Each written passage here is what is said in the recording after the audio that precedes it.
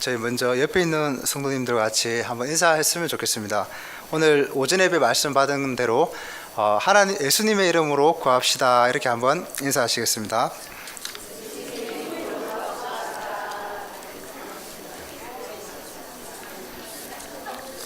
예수님의 이름으로 구하는 게 어떤 의미인지는 오늘 하나님의 말씀을 잘 들으시리라 믿습니다. 오늘 오후에는 야고보서를 가지고 한번 우리가 말씀을 나눠보려고 합니다. 근데 참 제가 여기 앉아 있는 동안에 감사했던 게 하나님께서는 정확하게 오늘 말씀 메시지와 동일하게 기도하시는 권사님을 통해서 또 찬양들을 통해서 그렇게 메시지를 이미 주시고 계신다라는 것을 발견할 수 있는 시간이었습니다. 야고보서는 먼저 잘 아시는 야고보가 저자입니다. 이 야고보는 예수님의 동생 야고보인데, 원래 이 동생 야고보는 아시는 바와 같이 요한복음을 보면 예수님을 처음에 믿지 않았던 친동생이었습니다. 그래서 이 사람들은, 예수님의 동생들은 예수님께 공생애 중에 자신을 세상에 나타내시지 않고 왜 그렇게 행동하시냐고 그 형제들까지도 예수님을 믿지 않았다라고 증거하는 그 증언을 볼 수가 있습니다. 하지만 사도행전 1장을 보면 그 120명이 다락방에 모여서 그 성령의 충만함을 입을 때 그 속에 같이 포함해 있던 사람이 바로 제자 야고보였습니다. 이 야고보는 예수님을 회심하게 되었고, 예수님을 정말 구주로 믿는 회심의 사건과 거듭남과 참 신자로서 변화되는 과정을 통해서 하나님 앞에서 신앙생활을 할 뿐만 아니라 사도의 직무를 감당하는 그런 사도로 세워졌다는 것입니다. 우리가 차를 타고 내비게이션을 작동시키면 그 목적지가 어딘지에 따라서 길의 행로가 달라지기도 하고, 때로는 고속도로와 때로는 비용이 적게 드는 그런 도로와 또 때로는 국도를 통해서 우리가 선택할 수 있습니다. 하지만 목적이 있다라는 것입니다. 오늘 야고보서를 보니까 이 유대인들이 당시에 흩어지게 되었고, 고난과 굉장한 시험 때문에 흩어질 때에 많은 문제들이 있었습니다. 어떤 그 여러 교회들이 그랬던 것처럼 이 야고보에게 그 흩어진 유대인들이 질문을 가지고 야고보에게 서신을 전합니다. 그때 이 야고보는 회람으로 그 사람들에게 이제 다시 답변을 하는 내용이 바로 이 야고보서입니다. 이 야고보서는 고린도 교회나 데살로니가 전서나 또 여러 가지 그런 교회에게 보내는 편지와는 다르게 이 특정 사람들에게 보내는 편지입니다. 그래서 교회에 보내는 편지가 아니라 특정인들에게 보내는 편지이기 때문에 일반 서신서라고 우리가 분류하고 그렇게 지금도 알고 있습니다. 야고보서의 그러면 목적은 무엇일까요? 야고보서는 다른 것이 아니라, 야고보서 하면 생각하시는 것들이 어떤 것들이 있습니까? 성도님들께서는 어떻게 알고 계십니까? 많은 것들을 알고 있으시겠지만 그 중에 하나가 바로 행함이 있는 믿음입니다. 행함으로 믿는 믿음이 야말로 살아있는 믿음이라고 이야기하는 것이 바로 야고보의 특징이지 않습니까? 그래서 전체 주제는 사실 믿음인데, 이 믿음은 행함의 열매로 맺어지는 믿음을 말하고 있습니다. 정확하게 마태복음에서 예수님께서 산상수훈을 통해서 그 제자들에게 말했던 맥락과 일치하는 부분입니다. 아시다시피 우리는 한때 그 복음을 전할 때 들고 이렇게 전하는 그 사형리를 많이 들어보셨을 겁니다. 사형리를 다 이렇게 설명 들은 다음에 주님을 인격적으로 이렇게 영접하고 주님을 구주로 믿습니까라고 할 때 우리는 예 믿습니다라고 하면 즉시 당신은 이제 그리스도인이고 하나님께 인침을 받은 사람이라고 이렇게 하지 않았습니까? 하지만 이 인류는 죄로 물들었고 타락했기 때문에 이 믿음이라고 할 때 이 믿음을 우리는 굉장히 오용하고 남용해서 이 믿음의 그 실체를 가지고 있기 때문에 오류가 생기게 되는 것이고, 이 인류에 있는 교회들은 잘못된 그런 어떤 삶이 믿음에 따르는 것이 아닌가 싶습니다. 우리가 구원을 받는다고 할 때, 믿음으로 구원을 받는다고 할 때 그 믿음으로 구원을 받는 것은 사실입니다. 하지만 우리의 행위로 구원을 받지 않는다고 말하고 있습니다. 하지만 성경에 오늘 야고보서나 마태복음 산상수훈을 보면 예수 그리스도를 믿는 믿음에는 반드시 믿음에 합당한 열매인 행위가 따른다고 말씀하고 있습니다. 잘못 들을 때에는 이 말은 두 개가 서로 모순이 되는 것 같습니다. 여기서 이 말하고 저기서 저 말하는 것 같지만 사실은 전혀 그 핵심적인 본질은 다르다라는 것입니다. 행위로 구원받는 것은 절대 아닙니다. 하지만 예수 그리스도를 믿는 사람은 반드시 그 믿음에 합당한 열매가 우리의 행함으로 드러난다고 말씀하고 있습니다. 이 말을 좀 쉽게 설명을 드리자면 우리의 행위로 구원을 받는다고 하는 것은 말 그대로 내 안에 있는 자기의 내 행위로 말미암아 하나님이 우리에게 요구하시는 율법에까지 달려가겠다라고 하는 어떤 행위입니다. 하지만 믿음으로 구원을 받는다라고 하는 것은 예수 그리스도를 믿음으로 그리스도와 연합됨으로 말미암아 그리스도께서 우리에게 주시는 모든 은택과 생명과 이 영원하심을 붙잡고 그 예수 그리스도의 의, 하나님의 의를 우리는 이렇게 의지해서 살아가는 것, 이것이 바로 그 믿음의 양면성, 동전이 앞뒤면이 있는 것처럼 믿음의 뒷면에 있는 우리의 행함의 열매가 드러나는 부분을 성경은 말하고 있는 것입니다. 그래서 예수님께서도 주여 주여 하는 자마다 다 천국에 들어갈 것이 아니라 내 아버지의 뜻대로 행하는 자라야 들어가리라고 말씀하셨습니다.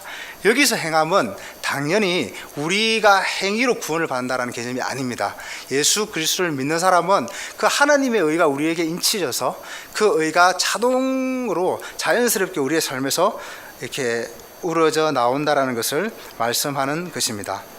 그래서 하나님의 영광을 위해서 하는 우리의 모든 행위는 하나님께서 우리에게 주시는 어떤 그 하나님의 의로 말미암아 달려가는 믿음의 행위가 될 것입니다. 하지만 내 의를 배불리고 내 안에 있는 탐욕과 욕심을 따라 하는 작은 모든 행위들은 당연히 내 의를 추구하는 것으로 인해서 내 행위로 하나님께 나아가고자 하는 그런 행함으로 받으려고 하는 구원의 어떤 부산물이라는 것을 우리는 기억했으면 좋겠습니다.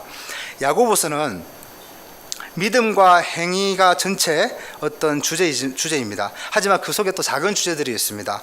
말이나 또 트러블, 또 편애하는 것, 이렇게 사람을 차별하는 것들, 또 우리의 교만들, 이런 작은 주제들을 또 소개하고 있습니다. 하지만 크게 두 가지 주제를 우리가 야고보서에서 볼 수가 있는데, 첫 번째는 바로 우리의 위선을 말하고 있습니다. 그러니까 행함으로 나타나지 않는, 행함이 없는 믿음의 특징으로 나타나는 것 중에 첫 번째가 바로 위선이라고 하는 것입니다.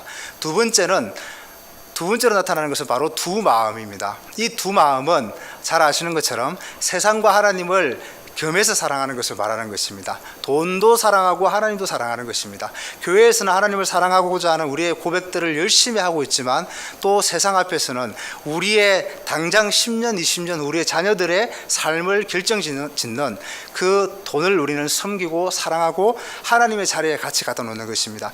이것을 두 마음이라고 그러고 있고, 이 두 개를 함께 하는 것을 성경은 신앙생활이라고 하지 아니하고 불신앙이라고 말하고 있는 것입니다.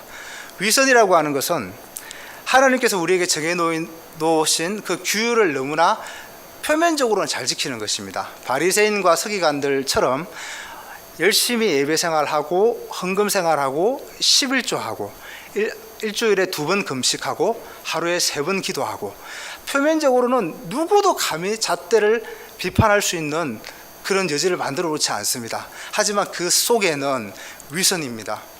회칠한 무덤으로 포장하고 있지만 그 속의 중심에는 하나님이 없고 자기의가 충만한 것입니다. 자기 자신의 욕심과 그 속에 있는 마음과 자기가 추구하고자 하는 방향을 향해 달려가는 것이 바로 예수님이 신랄하게 책망하셨던 위선이라고 하는 것입니다. 예수님은 간음한 여인은 용서하셨습니다. 살인한 사람도 예수님은 크게 나무라지 않으셨습니다. 물론 죄인입니다. 하지만 살인하지 아니하고 간음하지 아니하고 도둑질하지 않는 것처럼 포장을 해서 내 신앙은 퍼펙트하다는 식으로 딱 만들어 놓고 그 속에서는 하나님이 없고, 다른 사람을, 하나님을 사랑하는 증거인 다른 사람을 배려하고 사랑하는 것이 없이 자기의 욕심을 따라 나아가는 그 위선을 하나님은 신랄하게 책망했더라는 것입니다. 그래서 믿음 생활에서 이 두 가지, 행함이 없는 믿음으로 나타나는 위선과 두 마음을 우리 속에 얼마나 이것들이 작동하고 있는지, 사실 이것으로부터 해방이 될 수 있는 사람은 아무도 없습니다. 구원받은 성도이라 할지라도 이 죄는 우리 속에서 우리를 부추기고 끊임없이 살아나고 올라와서 서멀 올라와 가지고 우리를 망가뜨리고 있기 때문입니다. 그래서 이 생에 살아가는 동안에 현미경을 가지고 정밀하게 분석하듯이 우리는 유심히 이 부분들을 들여봐야 한다는 것입니다. 예전에 그런 기사를 본 적이 있습니다. 어떤 할아버지가 갑자기 암 말기가 와서 이렇게 검사를 받았습니다. 그런데 도통 원인이 뭔지 알 수가 없었습니다. 그래서 한참을 병원을 다니고 검사를 받고 정밀 검사를 받다가 나중에 원인을 발견하게 되었습니다. 그건 다름이 아닌 큰 스트레스나 이런 것도 아니었고 항상 식단에 올라와 있는 그 음식의 원인이 있었더라는 것입니다. 그 음식은 두 가지였는데요. 첫 번째는 고등어나 등 푸른 생선이었습니다. 문제는 이 생선을 아주 노름하게 그 타기 직전까지 이렇게 노르구스하게 이렇게 구운 생선을 항상 식탁에 올리셨다고 합니다. 두 번째는 그 아주 짠 젓갈을 항상 식탁에 올렸다고 합니다. 근데 이게 알고 나니까 이 두 개의 음식이 생선과 짠 젓갈이 같이 하모니를 이루어서 식탁에 올라와서 이렇게 계속 그걸 오랫동안 섭취를 하면 이게 암을 유발하는 어떤 성분이 되었다라는 것입니다. 그렇게 해서 그 음식이 원인인지도 모르고 그렇게 생명을 앗아가는 자리까지 가게 되었던 것입니다. 저희 신앙생활도 마찬가지라고 생각합니다.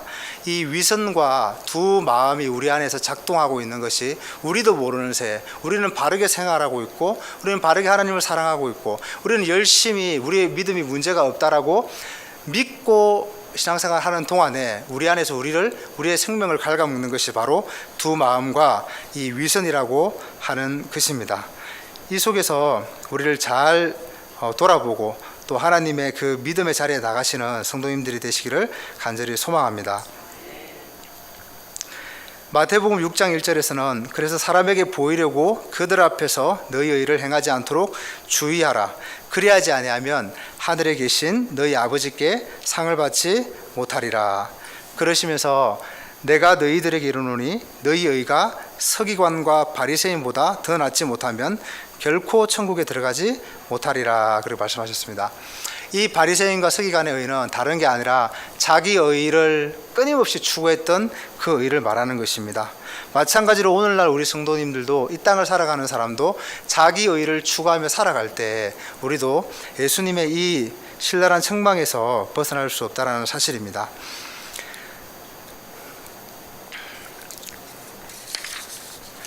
그래서 야고보 사도는 이 행함이 없는 믿음은 죽은 믿음이라고 강조합니다. 그리고 크게 이 두 가지 위선과 두 마음을 강조하는 이유는 이 행함이 없는 죽은 믿음의 저변에 있는 요소가 바로 이 두 마음과 위선의 모양이기 때문이라는 것입니다.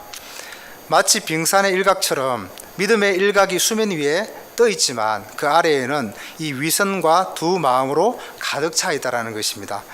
산 믿음과 죽은 믿음의 이 일각은 유사한 모양을 하고 있습니다. 수면 위로 보이는 것은 사실 이 살아있는 믿음과 이 위선과 두 마음으로 가득 찬 믿음은 크게 차이가 나지 않습니다. 그래서 우리가 때로는 구별하기 힘들 수 있습니다. 하지만 그 안에는 그 저변 의식에는 그것이 아주 크게 한쪽은 솔직함과 일통된 마음으로 무장되어 있고 다른 나머지는 위선과 두 마음으로 똘똘 뭉쳐 있다라는 것입니다. 그렇다면 왜 야고보는 이 2절에서 시험에 대해 언급을 하고 있겠습니까? 그것은 바로 이 참 믿음의 결정체를 만들어내고 확인되어지는 것이 바로 우리가 오늘날 겪고 있는 시험이기 때문입니다.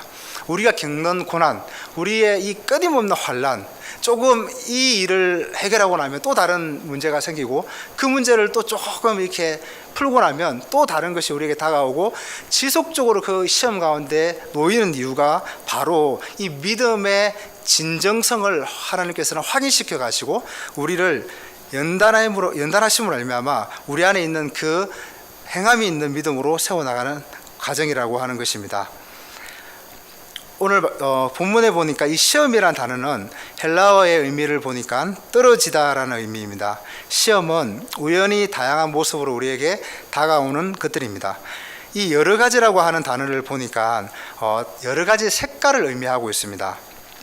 예를 들어 그 새의 깃털에 보면 여러 가지 색상을 가지고 있지 않습니까? 우리 꽁을 잡아보면 이 꽁에는 아주 아름다운 색상들이, 다양한 색상들이 그 안에 이렇게 있습니다. 이 자연 세계에서 보면 이 순놈들이 굉장히 아름답고 화려합니다. 하지만 암놈들은 좀 밋밋합니다. 하지만 사람은 또 반대인 것 같습니다. 이 여성이 훨씬 더 아름답고 다양한 색깔을 가지고 있고 남자들은 되게 밋밋하지 않습니까? 이거 제 관점입니다. 꽁의 깃털은 아름답고 다양한 색깔로 구성되어 있습니다. 뱀도 아주 아름다운 색상으로 이렇게 이루어져 있지 않습니까? 우리가 바다에 가보면 이 파도를 가만히 보면 반복적으로 똑같은 녀석들이 계속 쳐오는 것 같습니다. 하지만 가까이 가서 그 파도를 이렇게 딱 보면 같은 것 같지만 똑같은 파도가 하나도 없고 늘 이렇게 다른 모양과 다른 패턴을 가지고 이 파도가 쳐오는 것을 볼 수가 있습니다. 이런 것처럼 우리가 이 땅에서 겪는 그 시험들은 같은 것이 반복되는 것이 없고 늘 다른 색깔로 우리에게 다가온다라는 것입니다. 그래서 때로는 물리적인 시험이 있기도 하고 또 우리의 감정적인 시험이 있고 또 영적인 시험, 다른 종류의 시험들이 우리에게 늘 놓여 있습니다. 크게 세 가지 시험으로 나눌 수가 있습니다. 첫 번째는 내 안에 있는 욕망과 또 쓴뿌리와 상처로 인해서 내 속의 내부에서 오는 시험들의 종류가 있을 것입니다. 정욕과 욕심 때문에 발생하는 우리의 시험들입니다. 두 번째는 외부에서 오는 시험들이 또 있습니다. 이 세상은 기본적으로 창조의 모습이 이루어져 있고 또 죄가 들어오면서 순수한 모습이 망가져 있습니다. 원래의 모습을 잃어져 버렸기 때문에 우리의 주변에 산재해 있는 많은 그런 시스템들이 무너져 있다는 것입니다. 인간 자체가 타락한 상태에 삐뚤어져 있고 구부러진 이 시스템 속에서 나타나는 이 시련들이 많이 있습니다. 그래서 우리 청년 세대가 많이 오해하는 것들이 있습니다. 왜 나는 저 애보다 못하는 것일까? 왜 나는 이 경쟁 속에서 이겨내지 못하는 것일까? 왜 나는 흙수저로 태어나서 내가 원하는 인생을 만들어 갈 수가 없는 것일까? 그래서 청년들 세대에서 요즘에 유행하는 말이 이생막이라는 말이 있다고 합니다. 바로 이 생애에서는 이제 망했구나, 그런 의미로 쓴다고 하는데요. 이 구부러진 사회 시스템 속에서 공무원을 준비할 수밖에 없는 그런 환경 속에 우리 청년들이 놓여져 있고 또 그것들을 겪고 있는 사람들은 많은 청년들이 힘들어하고 있다는 것이죠. 세 번째는 욥의 경우처럼 하나님의 특정한 목적을 위해 받는 시험들도 있다는 것입니다. 이 시험에서는 특별한 원인이 있어서 고난 가운데 처하는 것이 아니라 하나님의 영광을 드러내기 위한 하나님이 우리에게 또 허락하시는 시험들도 있습니다. 중요한 것은 하나님께서 이 시험을 견뎌내는 인내의 과정을 통해 허락하시는 목표와 그 목적이 있다는 것입니다. 한번 우리 따라 하셨으면 좋겠습니다. 믿음의 진정성. 하나님께서는 우리에게 많은 고난을 통해서 우리의 믿음의 진정성을 확인시키는 작업을 해 가신다는 것입니다.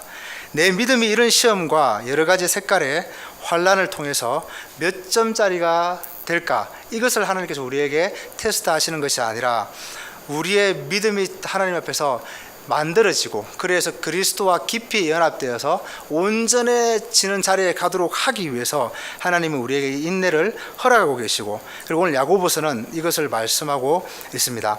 5장 11절 말씀을 보시면, 보라, 인내하는 자를 우리가 복되다 하나니 너희가 욥의 인내를 들었고 주께서 주신 결말을 보았거니와 주는 가장 자비하고 긍휼히 여기시는 이시니라 라고 말씀합니다. 야고보서 초반에서 이 믿음의 시련을 우리가 견디라고 말씀하시고, 이 믿음의 시련은 우리에게 인내를 만들어낸다고 말씀하고 있습니다. 그렇게 해서 5장의 결말에 가보니까 이 인내하는 자를 복되다고 하시고, 하나님은 이 욥의 인내를 우리에게 들려주셨던 것처럼 주께서 주신 그 결말은 우리에게 가장 자비하시고 우리를 긍휼히 여기시는 분이라는 것을 알게 하신다는 것입니다. 그것을 붙잡고 살아가게 하시기 위함이라는 것입니다. 그래서 욥의 인내는 사실 욥이 만들어내는 인내가 아니라는 것입니다. 이 땅을 살아가시는 우리 성도님들의 그 인내, 그 시험을 성공하고 견디고 딛고 일어나시는 그 이김은 우리가 만들어내는 것이 아니라는 것입니다. 우리가 싸우는 것 같지만 사실 우리 안에 역사하시는 삼위일체 하나님께서 우리를 붙잡고 인내하게 하시고 이 시험을 반복적으로 견디면서 때로는 넘어지고 부딪히고 또 화내고 분노하고 이 시험을 내팽개치고 달아나지만 결국은 하나님이 원하시는 그 인내함으로 우리를 이끌어 가신다는 사실입니다. 바로 하나님께서 욥에게 그렇게 하셨던 것처럼 말입니다. 그래서 오늘은 욥의 이야기를 조금 말씀드리려고 합니다. 우스 땅에 온전하고 정직한 자로 하나님께 평가받은 사람이 바로 욥이었습니다. 그를 하나님을 경외하고 악에서 떠났다고 성경은 평가하고 있습니다. 욥의 물질적 축복은 7남 3녀를 받았고 이 10명의 자녀들은 하나같이 예배를 충실하게 드리고 경건했고 또 형제 우애도 좋았습니다.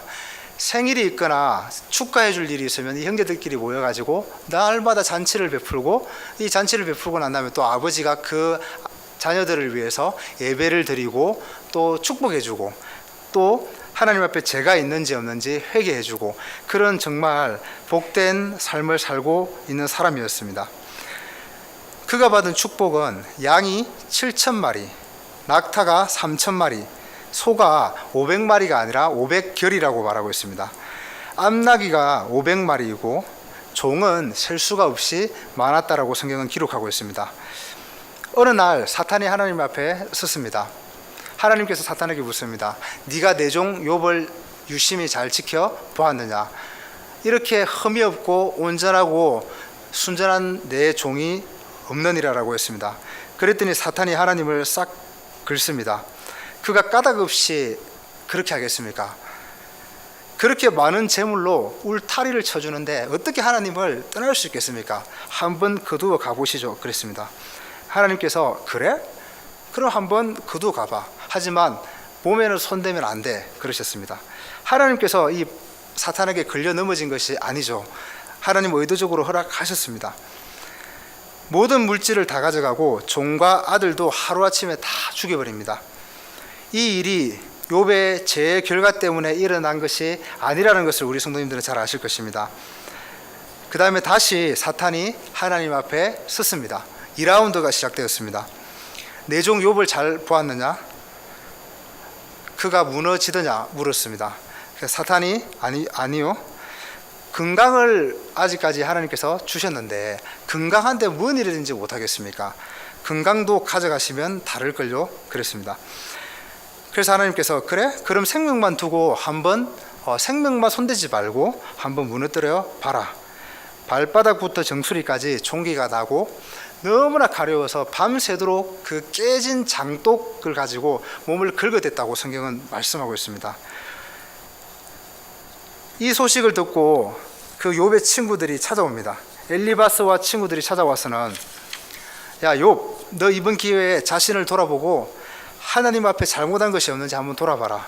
이 말은 위로 같은데 위로와 격려의 모양으로 옷을 입고 있는데 사실은 욥을 염장지르는 말들이었습니다.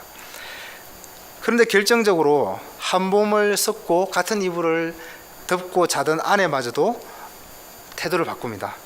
차라리 하나님을 원망하고 그냥 죽어버리시오 라고 그렇게 말했던 것이죠.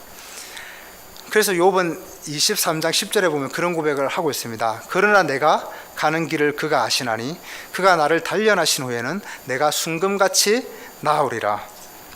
이 말씀 잘 아실 것입니다. 하지만 이 말씀은 개역개정으로 번역이 되어 있는데 새 번역의 말씀을 보면 조금 의미가 다르게 다가옵니다. 이렇게 번역하고 있습니다. 하나님은 내가 발 한번 옮기는 것을 다 알고 계실 터이니 나를 시험해 보시면 내게 흠이 없다는 것을 아실 수 있으련만. 그러니까 실제로 성경에서 그 의미는 내가 얼마나 하나님 앞에 바로 살고 흠이 없이 행동했는지 하나님이 아시지 않습니까? 하나님께서 다 아실 것인데 내가 왜 계속 이런 고난 가운데 있습니까? 라는 그런 고백입니다. 이 욥의 고백을 듣고 하나님께서는 39장에서 욥에게 질문을 합니다. 크게 세 가지 정도로 요약을 하면 하나님께서 욥에게 묻는 질문은 그랬습니다. 땅의 기초를 놓을 때 네가 어디 있었느냐? 바다의 깊이를 네가 측량할 수 있느냐? 바다가 물에서 터져나올 때 문으로 그것을 가둔 자가 누구냐? 욥은 이 하나님의 질문 앞에서 한마디도 대답하지 못했습니다. 그제서야 욥은 자기가 당하는 고난이 자기의 행위의 옳고 그름으로 인해서 오는 고난이 아니라 하나님께서 주권과 하나님의 통치로 말미암아 하나님의 뜻 가운데 행하시는 일이라는 것을 고백하게 되었다는 것입니다. 좀 더 나아가서 하나님 주시는 이 욥에게 주신 고난은 자기의 어떤 행위로 말미암아 오는 것이 아니라 하나님께서 이 욥의 인생 가운데에서 욥을 인내하게 하시고 욥을 하나님께 온전하게 하게 하시고 그리고 자기를 끌어가시는 것은 욥의 행위와 자기의 삶으로 인해서 자기가 온전해지는 것이 아니라 자기를 붙잡고 계시고 옆에서 중보하고 계시는 그 중보자로 말미암아 그 인생에서 그 목적지를 향해 구속자를 온전히 만나가는 과정 가운데 걸어가고 연합한다는 사실을 깨달아갔다라는 것입니다. 그래서 욥기 19장 25절에는 그렇게 고백하고 있는 것입니다. 내가 알기에는 나의 대속자가 살아계시니 마침내 그가 땅 위에 서실 것이라. 그리고 욥기 42장 5절 6절에는 우리가 잘 아는 유명한 말씀을 하고 있습니다. 내가 주께 대하여 귀로 듣기만 하였사오니 이제는 눈으로 주를 배움나이다 라고 했습니다. 그리고 하는 말이 그러므로 내가 스스로 거두어드리고 티끌과 재 가운데 내가 주님 앞에 회개하나이다 라고 했습니다. 그래서 우리가 받는 시험은 우리의 믿음의 진정성을 하나님은 단련해 나가시고 세워나가시는 과정이라는 것입니다. 이 과정을 통해서 우리의 믿음을 만들어가는 주체가 내가 아니라 바로 하나님이라는 것을 인정하게 하고 고백하시는 과정입니다. 그래서 이 살아있는 믿음은 두 마음과 위선으로 똘똘 뭉쳐져 있고 우리 자신을 속이고 하나님을 속일 수 있는 우리의 믿음의 진정성을 하나님은 재련해 나가시고 재련함으로 말미암아 하나님이 우리 가운데서 그 믿음을 결국은 끌어가시고 우리가 원하는 그 끝지점을 향해 달려가게 하시는 분이 하나님이시라는 것, 그리고 그것을 이기게 하시는 것이 하나님을 붙잡고 우리가 의탁할 때 가능하다는 것을 고백하게 하신다는 사실입니다. 2절에서 시험이 다가올 때 가져야 하는 자세는 온전히 기쁘게 여기라라고 말씀하고 있습니다. 여기서 여기라라고 말하는 동사는 consider, 항상 생각하고 마음에 새겨두라는 말입니다. 그래서 고난을 받으실 때마다, 시험이 올 때마다, 힘들 때마다 하나님께서 우리에게 특정한 그 목적을 향해 우리를 데리고 가신다는 것을 우리는 늘 기억해야 한다는 것입니다. 그러므로 기뻐하셔야 한다는 것을 말씀하고 있습니다.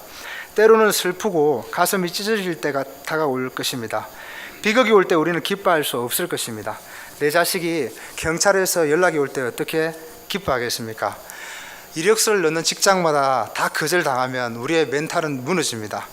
교회가 제 기능을 못하는 것 같고 온전한 지도자가 눈에 보이지 않아서 하나님을 원망하고 포기해버리고 싶을 때가 우리의 상황 가운데 종종 올 수 있습니다. 이런 상황 속에 있는 분들에게 하나님은 기쁘게 여기시라고 말씀하고 있습니다. 그러나 여러분은 이 상황에서 나오는 결과를 즐거워하시기를 소망합니다. 이 일에 무슨 결과가 나타날지를 바라보고 우리에게 더 복을 주시고 우리에게 더 많은 것들을 허락하실 것을 보고 우리가 기뻐하고 즐거워하는 것이 아니라는 사실입니다. 우리를 시험하여 인내하게 하셔 마침내 그 구속하심의 온전함을 이루어 가시고 예수님과 연합하게 하심을 바라보고 즐거워하라는 것입니다. 그것 때문에 현재의 상황을 보고 기쁘게 여기라는 것입니다. 그래서 히브리서 기자는 오늘 기도에서 고백하신 것처럼 믿음의 주요 또 온전하게 하시는 이인 예수를 바라보자. 그는 그 앞에 있는 기쁨을 위하여 십자가를 참으사 부끄러움을 개의치 아니하시더니 하나님의 보좌 우편에 앉으셨다라고 고백하고 있습니다. 예수님께서는 십자가에서 당하시는 부끄러움을 즐거워하셨습니다. 왜냐하면 그 앞에 올 그 완전한 승리 때문에 그 고난을 참으셨다라는 것이죠. 왜 우리가 시험이 올 때 기뻐해야 하는지 3절은 또 이야기하고 있습니다. 이 믿음의 시련이 우리의 인내를 만들어 내기 때문입니다. 이 시련이란 단어는 그 자동차 견본 모델을 우리가 생각할 수 있습니다. 자동차를 만들 때 모형을 위해서 매일 또 매달 한 해 동안 이 자동차를 테스트하고 계속 이 시험을 한다고 합니다. 그렇게 해서 이 과정을 거치는 동안에 자동차가 부서지기도 하고 또 이 자동차는 쓰지 못할 것 같이 보이기도 할 때 많이 힘들어합니다. 하지만 그들이 정말 원하는 것은 자동차가 시험을 잘 통과하고 출시되는 것입니다. 마찬가지로 하나님 우리에게 이 시험을 허락하시는 이유는 이 시험 자체가 우리를 인내하게 하고 우리의 구원을 이루어 가는 것이 아니라 이 시험을 우리가 잘 하나님을 바라보고 이겨내고 통과할 때 마침내 우리는 이 인내를 거두게 되고 인내를 배우게 된다는 것입니다. 시험을 성공적으로 통과하는 것이 목적입니다. 쓴맛을 느낄 수도 있고 때로는 분노가 치밀어서 그 시험을 우리는 발로 차고 뛰어나올 때도 있을 것입니다. 악의적으로 우리가 변할 수도 있고 때로는 믿음의 확신을 잃어갈 수도 있습니다. 핵심은 성공적으로 통과하는 것이 이 인내를 만들어내는 것이라는 것을 우리가 기억하셨으면 좋겠습니다. 마지막으로 4절 같이 읽으시겠습니다. 4절입니다. 시작. 인내를 온전히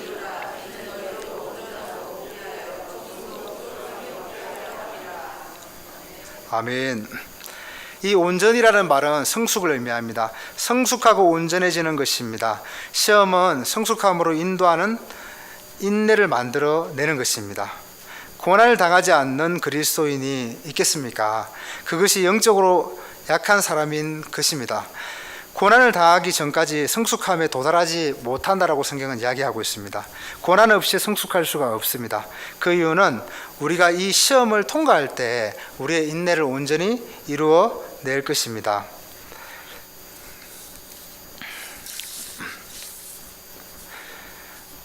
고난만 당하고 붕괴하기만 한다면 전혀 성숙함으로 나아가지 못할 것입니다. 이전보다 우리는 더 차악으로 갈 수도 있습니다. 하지만 이 성공적인 인내를 잘 이루어내는 것은 이 고난이 올 때 예수님을 바라보고 또 우리를 인내하게 하시는 그 하나님을 우리가 늘 의지함으로 말미암아 이 인내의 힘든 고난의 시간을 이겨내시는 저와 성도님들이 되시길 간절히 소망합니다. 기도하시겠습니다. 하나님 감사합니다. 오늘 말씀을 통해서 우리가 온전한 믿음 가운데 걸어가는 것은 하나님 너무나 쉽지 아니하고 또한 그 뒤에는 우리의 영혼을 갉아먹기 위한 두 마음과 또 우리는 늘 위선 가운데 우리 자신을 속이고 하나님을 속이며 살아가는 우리의 연약함들을 바라보게 되었습니다. 하지만 하나님께서는 우리에게 기나긴 시험들을 허락하심으로 말미암아 결국은 우리를 인내하게 하시고 마지막 그 온전한 구원을 이루어가게 하시려는 예수 그리스도를 붙잡고 이 힘든 시간들을 이겨내게 하시는 하나님이심을 우리가 배웠습니다. 이번 한 주도 하나님 우리가 겪는 시험 가운데 하나님을 붙잡고 또 힘차게 달려갈 수 있도록 우리의 삶 가운데 함께하여 주시옵소서. 그리하여서 예수 그리스도의 모양을 닮아 하나님의 형상을 회복할 수 있도록 도와주시고 예수 그리스도의 장성한 분량에 충만한 데까지 자라가시는 우리 모든 성도님들이 되시기를 하나님께서 축복하여 주시옵소서. 감사하며 예수님의 이름으로 기도드리옵나이다.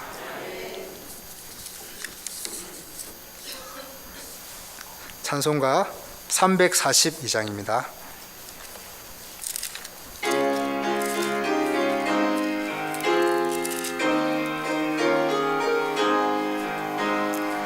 너 시험을 당해 죄 짓지 말고 너 용기를 다해 곧 물리치라. 너 시험을 이겨 새 힘을 얻고 주 예수를 믿어 늘 승리하라. 우리 구주의 힘과 그의 위로를 빌라 주님 내 편에 서서 항상 도우시리.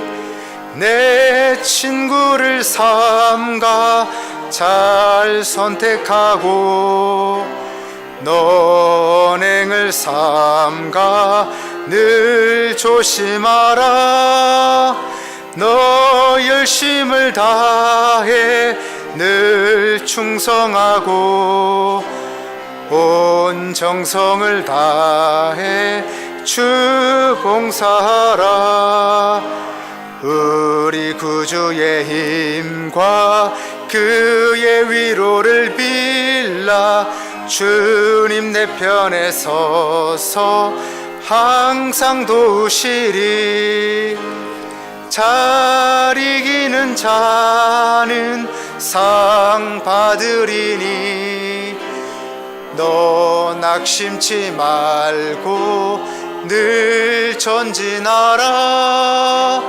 내 구세주 예수 힘 주시리니 주 예수를 믿음 늘 승리하라. 우리 구주의 힘과 그의 위로를 빌라 주님 내 편에 서서 항상 도우시리. 이제는 우리 주 예수 그리스도의 크신 은혜와 하나님의 지극하신 사랑과 성령님의 감화와 감동 교통하심이